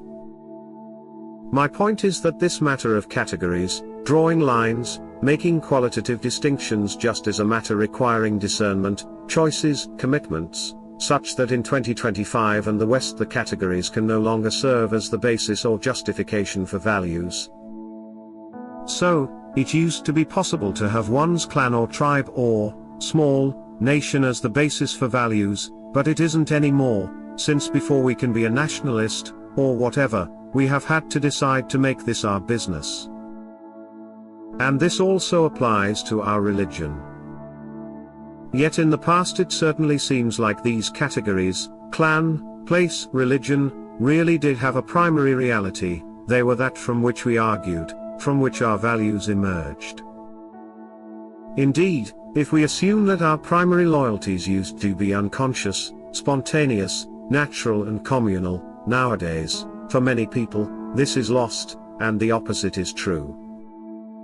Politics, in its many manifestations, is a reality, but a negative reality. In the past, xenophobia was unconscious, spontaneous, natural, and, apparently, a necessary part of our natural and unavoidable positive affiliations to peoples, places, religions. But nowadays xenophilia, love of the other, is more common, more valued, and apparently more influential. And indeed, difficult to avoid. Nearly everybody, me included, has a tendency to idealize some or another foreign and hearsay kind of place, religion, grouping. And often something about which we have only superficial or hearsay knowledge. So, instead of the unconscious and spontaneous values of human history, we find ourselves in a situation of multiple choices and chosen ideologies. We therefore ought to embrace and make the best of the inevitable. We should choose, take responsibility for our choices, and remain aware that we have chosen. Good politics is impossible in such situations, since all possible politics entails dishonesty about the nature and implications of its conclusions and assertions. It entails hiding and denying its own roots. It is therefore up to each of us, as individuals, to make these choices in the best possible way that we can envisage and attain, or else, since good politics is become impossible, we shall be the ones who suffer the consequences. Inner religion. William Wildblood. Many people who think they believe in God actually believe in a projection of their own mind. On the other hand, there are those who do perceive something of the reality of God within themselves, and these are the only true believers because they believe in a reality, not an idea. Consequently, their approach to the divine will inevitably take on something of a personal nature. It must, and, what is more, it should. Human beings exist on many levels, but the great majority are focused on physical, emotional and mental planes. They are conscious on those planes but not higher ones. A minority, though one that is growing, is awakening to higher levels, and these people will often not be satisfied with an outer religion. They will seek to know God for themselves. They may make mistakes in the course of their search, and they may also be condemned by those who feel that all authority must derive from an external body, an official religion, but the law of life is growth, and there is only so much spiritual growth you can obtain if you rely on outer things, whatever they are. Christ wanted us to become Christ-like ourselves, and if we talk about Christ being born in us, what else can that mean other than we must seek him within? No doubt in the course of that search we will stumble and fall into illusion many times, but this is all part of the growing process. To risk going in the wrong direction is better than never to move. It is not necessary to reject religion, but it is important not to be bound by it. That is especially true for modern people who have evolved a greater sense of individuality. This is in line with God's will for his creation. We cannot become gods ourselves, which is our destiny, if we remain submerged in the group. At the same time, to be an individual in isolation is what caused Lucifer's downfall. We must grow into individuality, but we must then grow beyond it, bearing in mind that each new stage includes and contains the previous, which is not destroyed but incorporated in the new. Every follower of a religion must ask himself the question, what is more important, my religion or God? Because they are not the same. Unfortunately, human nature being what it is, the religion that we give ourselves to often ends up possessing us if we are not careful, and that is even more problematic now when all religions are husks of their former selves, so their spiritual light does not shine directly but, as it were, through reflection. Just as those who feel they have gone beyond the need for a religion and can approach God on their own must be extremely attentive to their thoughts, feelings, motivations, egotistical impulses and prejudices, so the religious must carefully discriminate between what in their religion is of God and what is of man. And there is an awful lot of man in every religion. We follow Christ to become Christ, not to remain a follower. That means that at some point on the journey we must take full spiritual responsibility for ourselves. Otherwise we will remain outside the temple. Ultimately, every man must become his own pope. There is no other way. To follow Jesus, an exercise. Bruce Charlton. I have often argued, in recent years, that the key instruction in the fourth gospel is to follow Jesus, and that the best encapsulation is, probably, the Good Shepherd section of this gospel. But I suggest an exercise, which takes about 10 minutes. Here is the fourth gospel. Do a word search on follow, and read quickly but attentively through all the usages of this word in relation to Jesus instructing his disciples what to do. I think, through this, we can then begin to glimpse the simplicity of what Jesus is asking. To me, he seems to be saying that because he is, like us, a man, and also a son of God, we can do after our death what Jesus will do after his death. Meaning, attain an eternal resurrected life, after death. And that Jesus shall personally make this possible, for each person as an individual. In other words, follow has a sort of double meaning, a more passive and more active meaning. Passively, we follow behind, in the route Jesus has made between this mortal life, via death to resurrected everlasting life in heaven. More actively, Jesus will help us do this, he will come back, and help us in this journey. And it is us who chooses to make this journey, who takes the steps on it, because even sheep must choose to follow specifically he whom the sheep regards as his good shepherd. The lost sheep does not follow just anybody, but to be saved the lost sheep must follow the good shepherd. Nor is the act of following something automatic and inevitable. The lost sheep must recognize the good shepherd, and choose to follow, and actually take the steps of following. That's what seems to be said to me, and also what is actually true, but you may, of course, read it differently. Prophet versus churchmaker, versus church administrator, spirituality versus psychology. Examples of Joseph Smith and Rudolf Steiner. Bruce Charlton. I am very struck by the historically recorded lives of people who were, to some genuine extent, prophets, and who also went on to found a church, or analogous spiritual organization.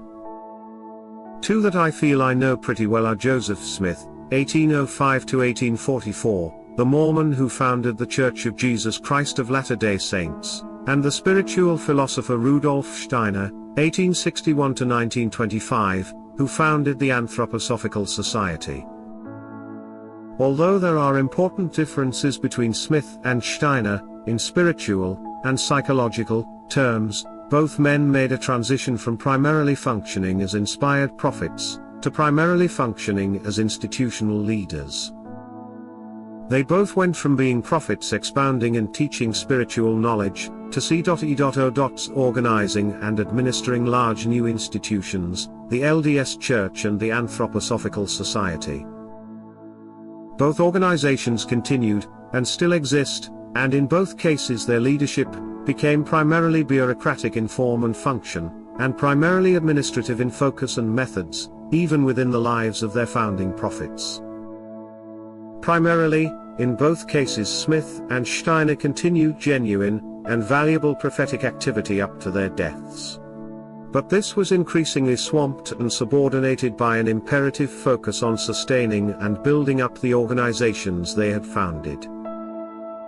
And, consequently, I would say, the LDS and Anthroposophical Society leadership soon became and have since remained, hardly, if at all, prophetic, and not at all creative. The organizational response of both LDS and Anthroposophical Society to the transformation from a prophetically inspired to administrative in nature was to assert that organizational structures and standardized forms just do function spiritually.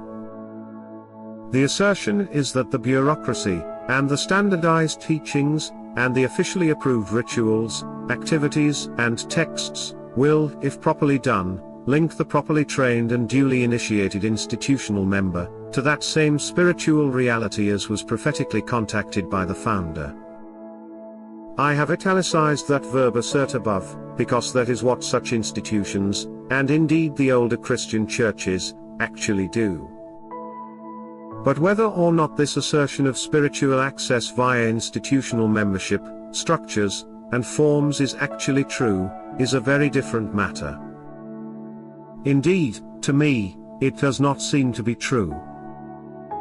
I do not see that the LDS or Anthroposophical Society or indeed any of the other or older Christian churches, are providing spiritual access via their institutional nature. What is partially true, what they do provide, to varying degrees and in various ways, are desired psychological benefits. There is usually, therefore, some kind of psychological effect from LDS and Anthroposophical Society, and other, institutional memberships, and some of these psychological effects are desired and experienced as positive. People may feel, and this seems to be strongest, a sense of communal belonging. They may feel, at least briefly, calmed, reassured, encouraged. Membership and participation may make people happier than otherwise. But, what I am suggesting here, is that such positive psychological effects of institutional membership are not, it seems to this observer, leading their members on to experience of contact with any solid and motivating spiritual reality. Neither the LDS nor the Anthroposophical Society are primarily spiritual in their nature, and they have not been primarily spiritual for a very long time, and they may well be, in most instances, completely non-spiritual in their experiential actuality. If indeed they ever were spiritual organizations. At any rate, and in both instances, it is striking how very few prophetically spiritual, and therefore creative-natured, people existed in the organizations after the founders died. In the case of the Anthroposophical Society, perhaps the only strikingly original, and prophetic member post-Steiner, Valentin Tomberg, was swiftly expelled, and eventually became an unorthodox Roman Catholic.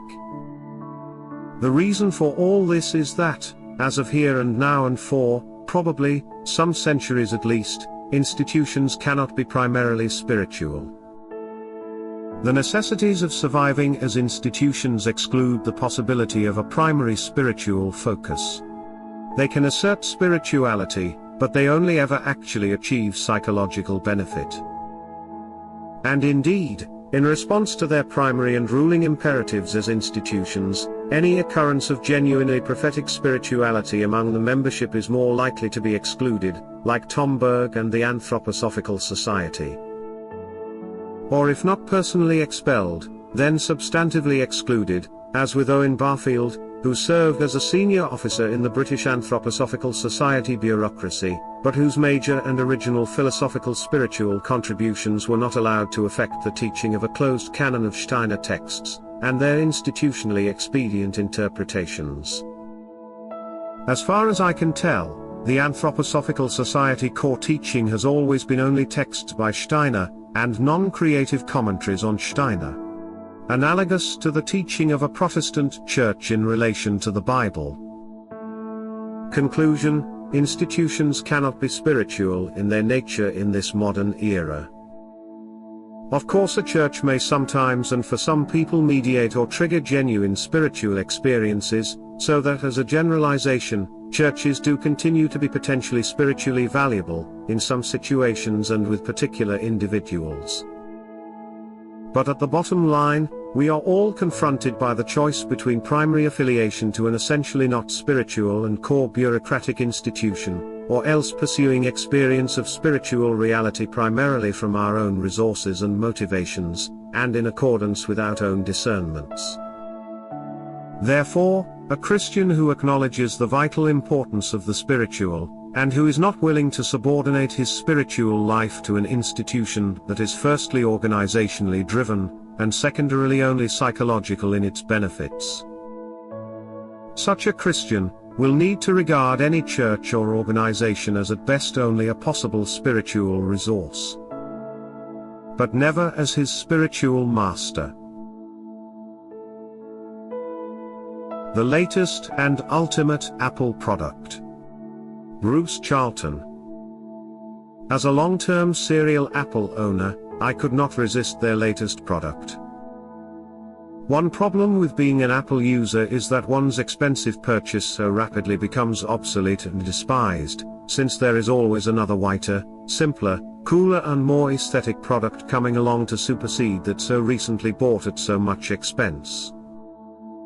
First they got rid of the bevel around the screen, then the control buttons, then the earphone ports, then the chargers. It became shockproof, and waterproof down to a considerable depth. Incrementally eliminating the unnecessary, always in search of the plainer, the purer. Yet still there remained the problematic clutter of internal components, circuit boards, battery, speaker, and the screen was a vulnerability, easy to scratch or crack. And the fear that, just around the corner, was the next generation product that succeeded in eliminating one of the complications that remained. But now the end run has been achieved. My Apple cannot be superseded because it has reached the platonic ideal of a plain white rectangle of solid hard plastic. Nothing to go wrong, nothing left to eliminate. Well worth the vast financial outlay, especially considering the excellent block maintenance and whiteness tech support available from my local Apple store. At last Apple have achieved the ultimate. Or have they? There is something I don't completely enjoy about the shape of my homogeneous white plastic block. And indeed I am not certain that it is in fact completely white. There remains the slightest tinge of cream coloration, perhaps, in certain lights. A creeping fear is coming over me that further product devolution remains a possibility, that there may be a plainer and purer and more colorless shape, beyond that of my current slab. And when it comes onto the market, I will just have to buy it.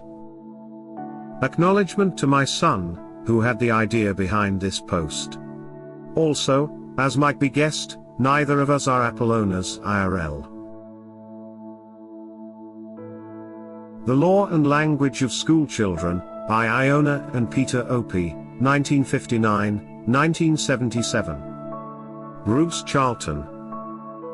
When I first encountered the law and language of schoolchildren, I was in my early 20s and beginning feel a solidification and increase in that characteristic and unavoidable alienation that is a core feature of the modern human condition. The book is a work of anthropological fieldwork by a husband-wife team, and it records the songs, rhymes and games of children of the 5 to 10 years age, mainly, from primary school playgrounds mostly, across several regions of Britain. This book made me realize, probably for the first time consciously, that in my young childhood I had participated in an archetypal world, a world that was essentially universal, and in some respects went back across centuries, and perhaps millennia. And this world emerged whenever children gathered to play, even in that most tightly regulated, formal and artificial world of school, where during playtimes we reverted to a mode of consciousness that was primal and spontaneous. What I got from this book was that the songs, rhymes and games that I had learned orally and by joining in from other children, constituted a kind of national underground, a secret world, shared by other children we had never met, and knew nothing about.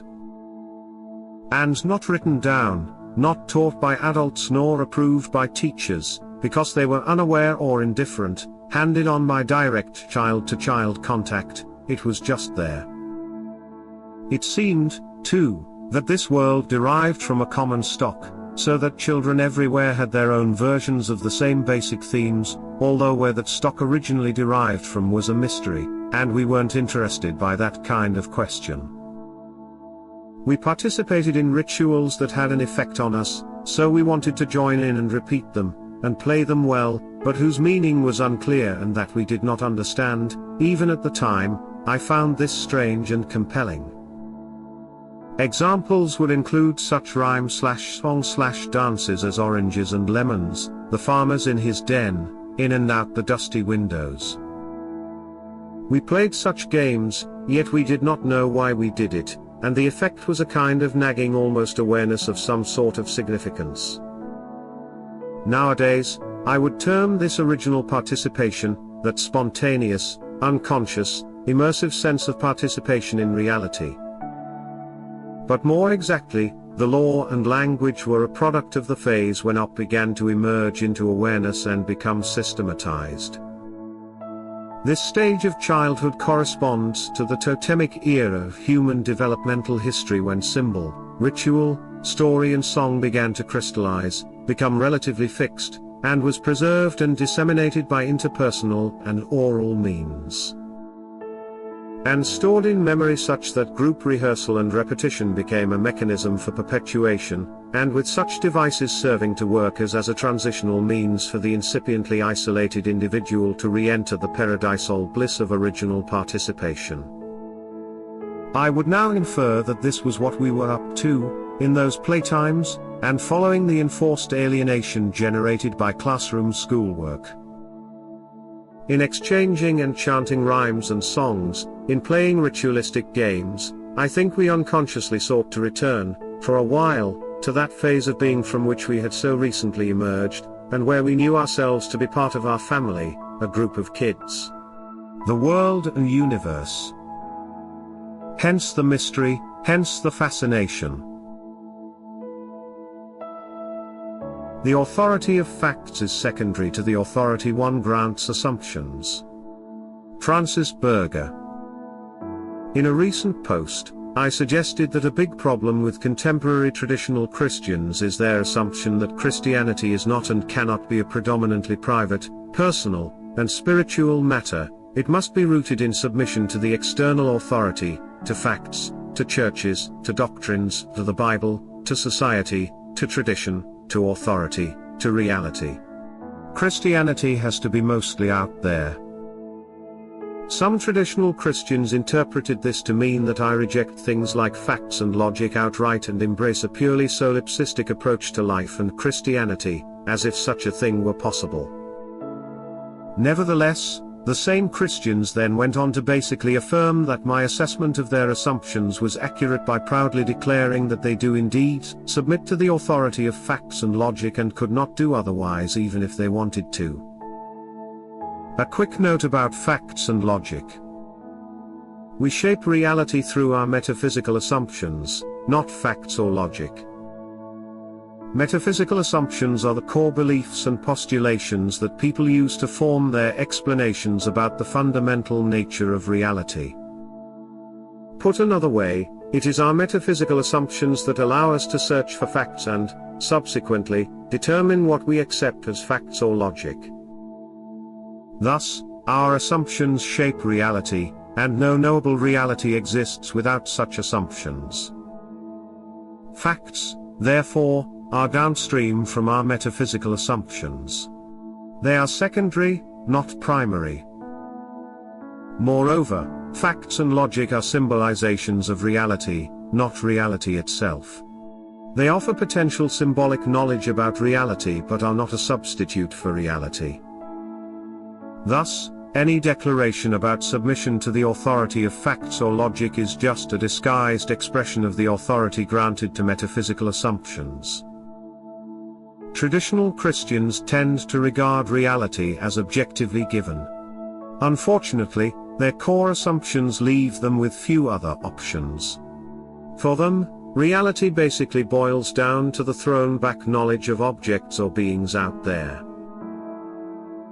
I assume reality to be a co-creative, spiritual endeavor and achievement. Reality is creative transfiguration, not mere submission to objectively imposed facts. Tolkien dodges nomenclature bullets, but sometimes it's a near thing. Bruce Charlton. Over at my Notion Club Papers blog, I discuss how Tolkien's unmatched ability at naming, motivated by his philological perspective, would sometimes lead to silliness or tin-eared consequences in the drafting stage, but caught and corrected during revisions. Reading the History of Middle-earth, edited by Christopher Tolkien, and the History of the Hobbit, edited by John D. Rateliff, it becomes clear that Tolkien greatly improved his books during the course of revision, which also implies that the early drafts sometimes contain some rather, bad stuff. And this even applies to the area for which Tolkien is justly greatly renowned, indeed unsurpassed, the matter of names. The excellence of Tolkien's names of places, as well as people, and other beings, is that they are derived from coherent etymology, which is rooted in particular languages, some historical, others invented, by Tolkien's philological expertise. But this could lead him astray, sometimes, when a character's correct name, according to the rules of the languages ascribed to his imaginary worlds, sounded in some way wrong for the modern reader. This began with The Hobbit, when the wizard's name was at first Bladorthin, instead of Gandalf. Bladorthin probably derived from an early form of Tolkien's Elvish language Sindarin, and therefore satisfied Tolkien's demand for internal linguistic coherence of names.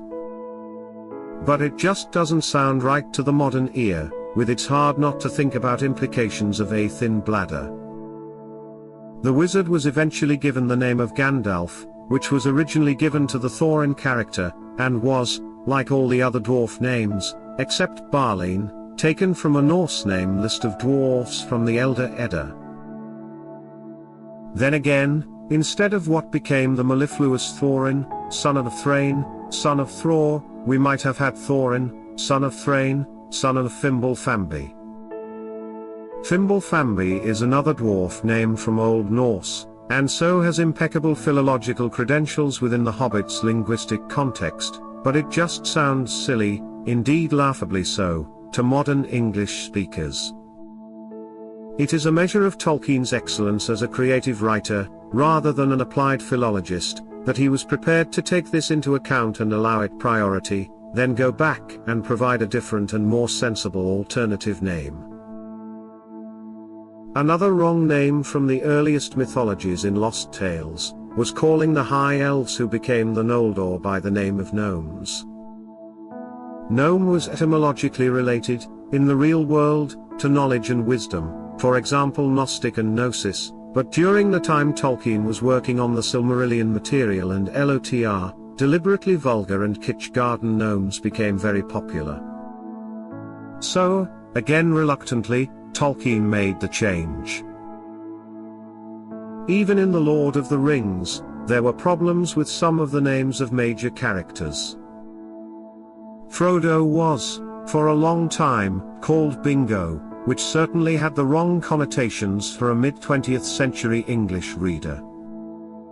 In this case, Bingo was probably less about philology, and perhaps more a matter of having the character named after a favorite teddy bear and family, belonging to his daughter, the Bingos. But, in the end, and despite having got used to Bingo, Tolkien bit the bullet and made the revision. Another too silly name was Trotter as the name for the character who became Strider or Aragorn. I have already told the story behind this name, and how it led Tolkien towards what would have been his most cringe-inducing decision. But, as usual, eventually and before it was too late, Tolkien dodged the bullet. As a final and notorious example, Galadriel's husband Celeborn, the Lord of Lothlorien, was to be called Teleporno. Indeed, in some possibly canonical backstory versions, that may have remained one of his linguistically valid names, when the Fellowship met with him in Lothlorien, and after. Fortunately, Teleporno did not get into The Lord of the Rings, or else goodness knows what the Board of the Rings parodists would have made of it. Whether Tolkien recognized the danger of Teleporno is not recorded. So far as I know, certainly its suggestive qualities would not have been so apparent in the 1950s. But at any rate, his admirers were spared such embarrassment until after the History of Middle-earth appeared a couple of decades after the author's demise. My semi-serious point is that, as so often when dealing with a genius, Tolkien's great strengths were also a source of weakness, strengths and weakness usually being, as Nietzsche, coincidentally another eminent philologist, pointed out, two sides of the same coin. Because they are derived from strong inner motivations. In other words, the same reason that Tolkien's names are unsurpassed, their deep and coherent derivation, also contained a tendency to ignore the superficial and obvious ways in which such names would strike the non-philologist who was ignorant of relevant history. Yet, because Tolkien was an even greater writer than he was philologist, he always seems to have reached the right decision, in the end.